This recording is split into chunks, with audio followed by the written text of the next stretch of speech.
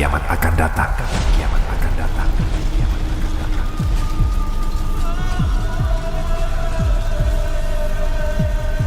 Di saat bola mata terpana, di saat bulan menjadi gelap, dan di saat matahari dan bulan dipersatukan. Di saat itulah orang-orang akan berkata, apakah tidak ada tempat untuk melarikan diri? Tidak. Tidak ada tempat untuk melarikan diri dan berlindung. Pada hari itu, satu-satunya naungan adalah di bawah naungan Tuhan.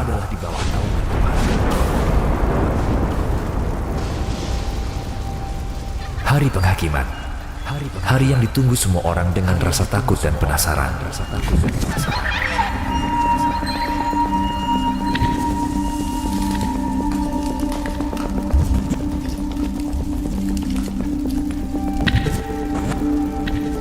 Untuk video ini kami telah melakukan penelitian mendalam dan membuat persiapan. Kami menulis naskah, mengisi suara, serta membuat montasenya. Kami kanal Nirlaba yang bebas iklan, sebuah tim sukarelawan untuk menyebarkan kebenaran. Jika kamu ingin mendukung perjuangan kami menyebarkan kebenaran, kamu bisa subscribe kanal kami dan bergabung untuk berjuang bersama kami.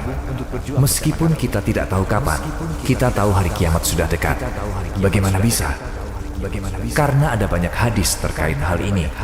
Rasul Shallallahu Alaihi Wasallam menjelaskan bahwa akan muncul beberapa kejadian sebelum dimulainya hari kiamat. Lalu apa saja kejadian-kejadian itu? Kamu akan terkejut setelah tahu apa saja kejadian tersebut. Mari kita membahas tanda-tanda yang menunjukkan bahwa kiamat sudah dekat. Apabila langit terbelah, dan apabila bintang-bintang jatuh berserakan, dan apabila lautan dijadikan meluap, dan apabila kuburan-kuburan dibongkar, maka setiap jiwa akan mengetahui apa yang telah dikerjakan dan yang dilalaikannya. Surat Al-Infitor ayat 1-5. Apakah kamu takut jika hari kiamat sudah dekat? Kapan hari itu akan datang? Renungkan setiap tanda-tanda berikut ini. Tanda ini menunjukkan seberapa dekat kita dengan hari akhir. Beberapa tanda ini akan muncul sebelum hari kiamat. Tanda-tanda ini pelanggaran nyata perintah agama oleh manusia atau keruntuhan moral. Tanda-tanda ini akan muncul seiring kita mendekati akhir zaman. Dan mau tidak mau akan tetap terjadi. Ini disebut tanda-tanda besar. Pertama, kita akan bahas tentang tanda-tanda kecil, kemudian tanda-tanda besar.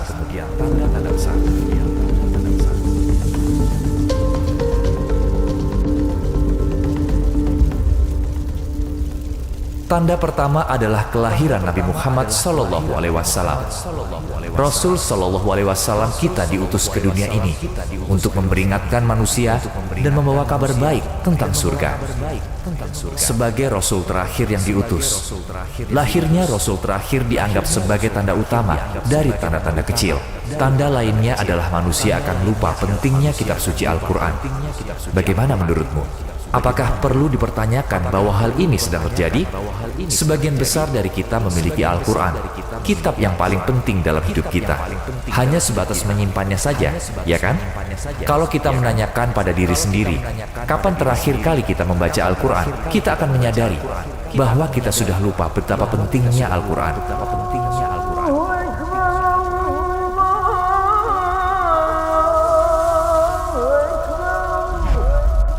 Tidak ada orang yang sholat. Untuk memahami berapa persen orang yang sholat, perhatikan di sekelilingmu, di sekolah atau kantor.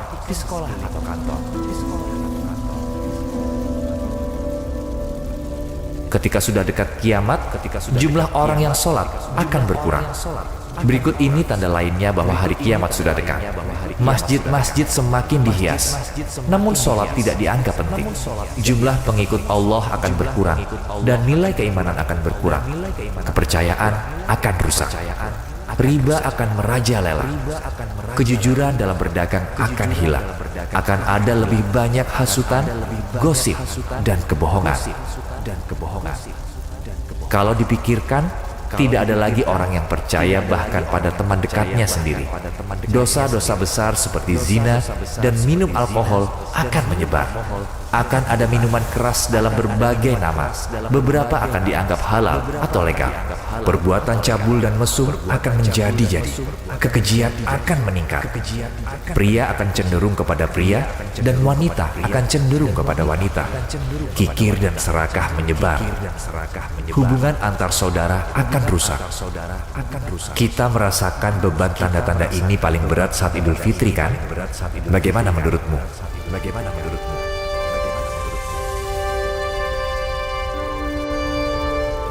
Yang tua tidak sayang kepada yang muda, dan yang muda tidak hormat pada yang tua. Angka perceraian dan jumlah anak lahir di luar nikah akan meningkat pesat. Kegiatan jihad dan khotbah akan ditinggalkan. Hanya ilmu pengetahuan dan keagamaan yang dipelajari.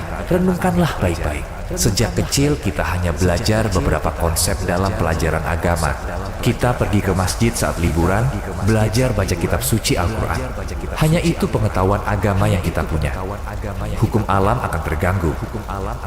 Banjir, gempa bumi, malapetaka seperti kebakaran akan meningkat di dunia. Tambang-tambang akan hancur. Pembunuhan akan meningkat.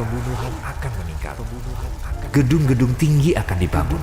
Qadar atau takdir dan akhirat akan disangkal. Sudahkah kamu sadari ini semua?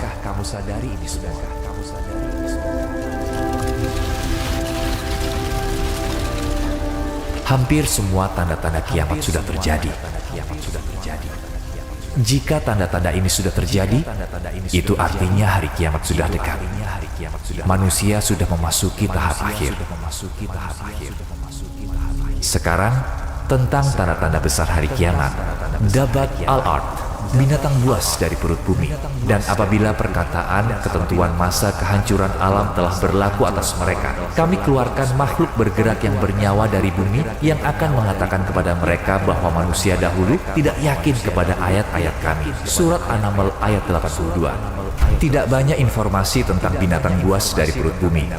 Namun di Al-Quran disebutkan bahwa ia akan muncul dari bumi dan memisahkan yang beriman dan yang kafir. Binatang buas ini akan muncul tepat sebelum hari kiamat dan dianggap sebagai salah satu tanda besar hari kiamat. Ada berbagai pemaknaan tentang bagaimana hal ini akan terjadi. Yang paling penting adalah kejadian ini merupakan salah satu tanda besar. Dan berita baiknya adalah orang beriman akan selamat dari bahaya ini atas izin Allah. Ya'juj dan Ma'juj. Suku Ya'juj dan Ma'juj akan menyebabkan kerusakan besar bagi umat manusia. Dan kejahatan mereka juga merupakan salah satu tanda besar hari kiamat. Mereka berkata, "Wahai Zulkarnain, sungguh Ya'juj dan Ma'juj itu makhluk yang berbuat kerusakan di bumi. Maka bolehkah kami membayarmu imbalan agar engkau membuatkan dinding penghalang antara kami dan mereka?" Surat Al-Kahfi ayat 94.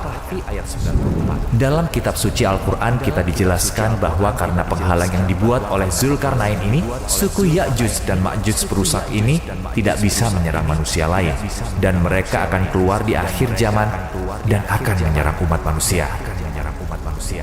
Hingga apabila tembok Ya'juj dan Ma'juj dibukakan dan mereka turun dengan cepat dari seluruh tempat yang tinggi, dan apabila janji yang benar hari berbangkit telah dekat, maka tiba-tiba mata orang-orang yang kafir terbelalak. Alangkah celakanya kami benar-benar lengah tentang ini, bahkan kami benar-benar orang yang zalim. Surat Al-Anbiya ayat 96-97. Beberapa meyakini bahwa suku ini tidak lain adalah mereka yang menjajah bangsa-bangsa muslim, membakar semua perpustakaan, mengakhiri masa kejayaan muslim, mengembalikan muslim ke masa kegelapan. Suku Manchu dan suku Mongol. Seiring kita menuju akhir zaman, akan ada suku manusia, perusak, penyebar teror di bumi, melebihi Ya'juj dan Ma'juj. Tentu Allah lebih mengetahui. Dajjal. Dijelaskan kemunculan Dajjal adalah salah satu kejadian paling mengerikan di dunia.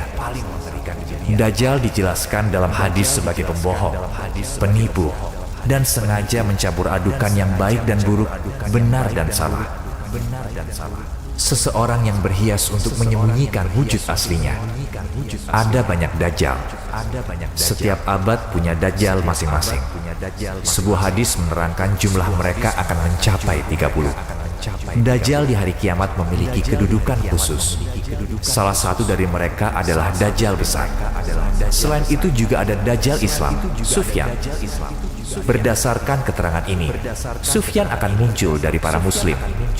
Secara munafik berusaha menyebarkan kata-kata kotor dan haram untuk menghancurkan kehidupan manusia di akhirat. Agar mendapat reputasi bagus di antara para muslim, dia akan menipu beberapa pemuka agama dan mengubah mereka menjadi pendukungnya. Dia akan mempertahankan keingkarannya, pelanggaran susila, dan kebohongannya dengan menipu orang-orang. Namun, tidak semua orang bisa mengenali Dajjal dan Sufyan. Tidak semua orang tahu bahwa mereka Dajjal. Cara mengetahuinya yakni dengan punya keyakinan kuat, dan akan muncul mata batin dari keyakinan ini.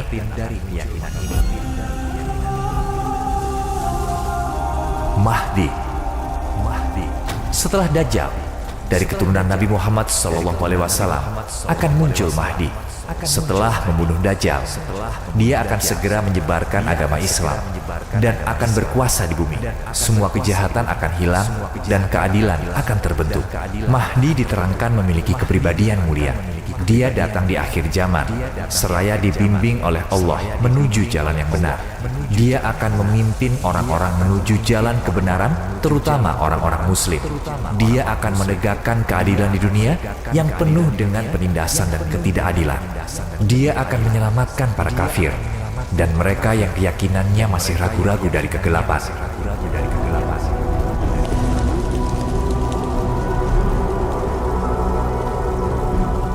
Kemunculannya adalah tanda hari kiamat.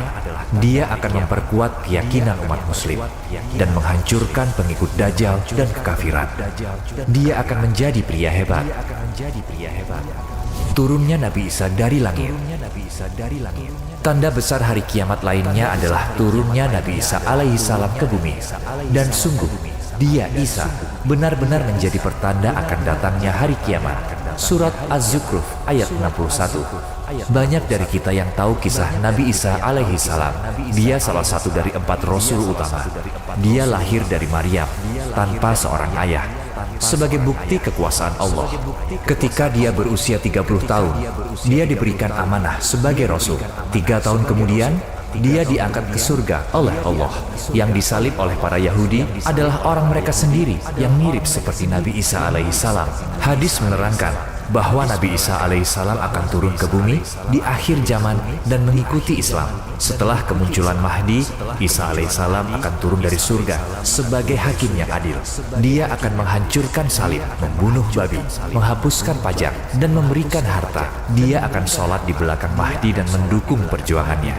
Dijelaskan bahwa Allah akan menghancurkan suku Ya'juj dan Ma'juj yang menyebarkan kehancuran di muka bumi, menjawab doa dari Nabi Isa alaihissalam. Berdasarkan keterangan lainnya, dia akan bersatu bersama Mahdi dan menghancurkan Dajjal. Dukhon, salah satu tanda besar hari kiamat. Dukhon yang artinya asap. Ada juga surat dengan nama ini di kitab suci Al-Quran. Ketika semakin dekat masanya, gumpalan asap akan turun dari langit, akan menutupi seluruh dunia, dan akan terus seperti itu selama 40 hari.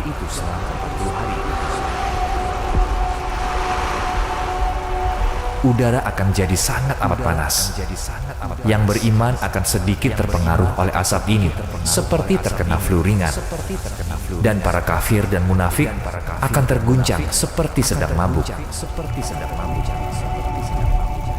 Terbitnya matahari dari ufuk barat. Ini salah satu tanda terbesar dari hari kiamat. Kalau kamu renungkan baik-baik, benda angkasa terus mengikuti jalur mereka dalam orbitnya yang sempurna.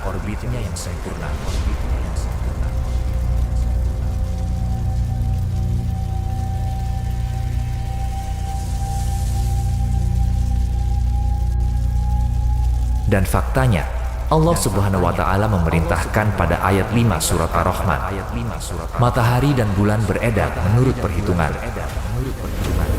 Akan mengerikan apabila proses ini terganggu, bukan?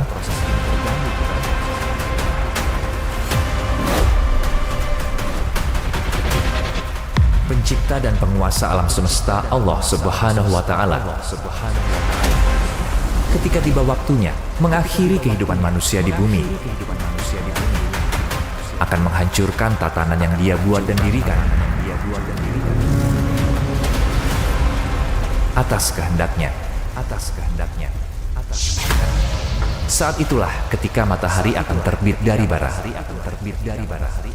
Orang-orang yang melihat ini pasti mengerti bahwa akhir dunia sudah tiba, karena pintu tobat sudah tertutup. Kesadaran ini tidak akan menolong mereka. Semua sudah terlambat karena kesempatan sudah terlewatkan. Penyesalan hanyalah sia-sia.